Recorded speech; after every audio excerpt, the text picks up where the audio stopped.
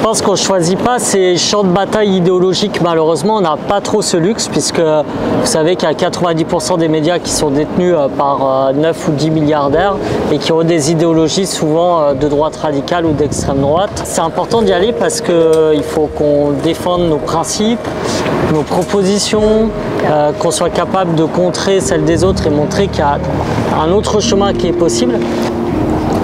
Mais quand on va sur BFM, par exemple, ça a été le cas, on sait que ça va être très compliqué parce qu'on a souvent des journalistes qui ne nous sont pas franchement favorables, qui vont avoir des méthodologies d'interview qui vont énormément te couper notamment. Donc ça t'ajoute un antagoniste en plus des interlocuteurs de camps politiques opposés qu'il te faut gérer, mais ça demande du travail et ça demande d'être prêt.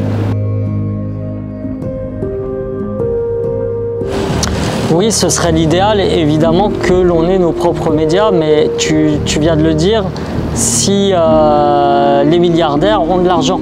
Et à développer des médias de masse, on l'a vu avec certains médias de gauche, ça se heurte à cette complication-là de moyens financiers et puis du coup matériels et humains. Mais évidemment, il faut y réfléchir. N'hésitez pas à investir dans des médias qui soient véritablement portés sur des valeurs humanistes.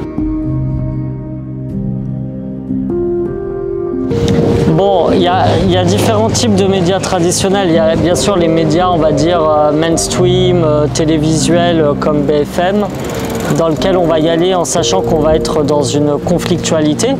Mais c'est ce qui fait le sel de la démocratie et où il faut réussir à faire passer des messages dans un temps qui est très succinct. Et puis à la presse locale, qui aussi est un lieu où il peut y avoir de la conflictualité, non pas qu'elle mette en scène de la conflictualité politique, mais de la conflictualité avec la ligne éditoriale de certains journaux. Et là, pareil, il faut réussir à faire en sorte que le message prioritaire que l'on a, la proposition prioritaire que l'on a, elle passe bien au premier plan et qu'elle ne soit pas rétrogradée derrière quelque chose d'anecdotique qui va leur faire vendre du papier.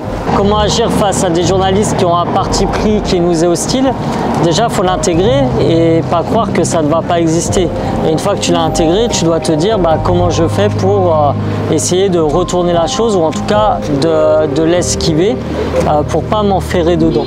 Donc ça, c'est en fait accepter qu'on est en terrain hostile et on ne choisit pas son champ de bataille. Donc des fois, il y a des fossés, il y a des cours d'eau qu'on préférerait éviter. Pourtant, ils sont là et il faut voir comment on passe au-dessus pour faire avancer nos idées.